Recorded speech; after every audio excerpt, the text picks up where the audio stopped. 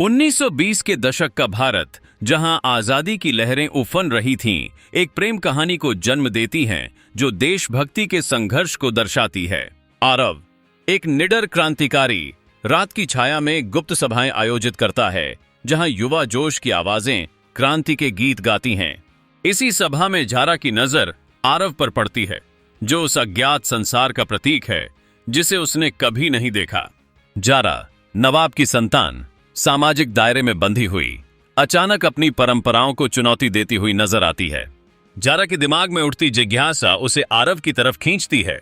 वह उसकी बातें सुनती है और धीरे धीरे उसके विचारों में खो जाती है। एक ऐसी दुनिया जहां क्रांति केवल एक शब्द नहीं, बल्कि एक जीती जागती वास्तविकता है। क्रांति की आग में झुलस रहे जारा के दिल से प्यार की गूंज सुनाई देने लगती है, लेकिन उसे अपने मंगेतर बृजमोहन का सामना करना होता है, जो सत्ता के पक्ष में खड़ा है और अपने प्यार को लेकर संग्राम कर रहा है। कहा जाता है कि सच्चे प्यार की राह में कठिनाइयां हमेशा होती हैं, और जारा आरव की प्रेम कहानी में यह कभी कम नहीं होती। बृजमोहन अंग्रेजों की परछाई में जिंदा है और वह जारा को अपने रुख से भटकने नहीं देता।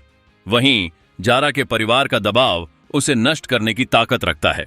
लेकिन जारा की जान में एक नया सूरज उगता है। वह अपने प्यार और अपने देश के बीच एक गठबंधन बनाने की कोशिश करती है।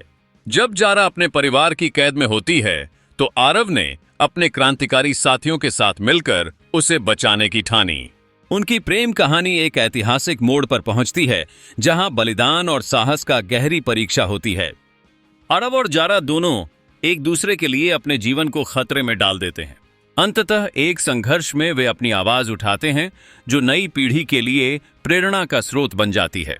इस तरह इश्क और इनकलाब केवल प्रेम कहानी नहीं, बल्कि देशभक्ति का एक ऐसा दस्तावेज है जो हमें याद दिलाता है कि सच्चे प्यार के लिए संघर्ष करना पड़ता है। इतिहास की पृष्ठभूमि में बनी यह कहानी सामाजिक बंधनों से परे एक नई जनरेशन को आगे बढ़ने और अपने सपनों को साकार करने के लिए प्रेरित करती है।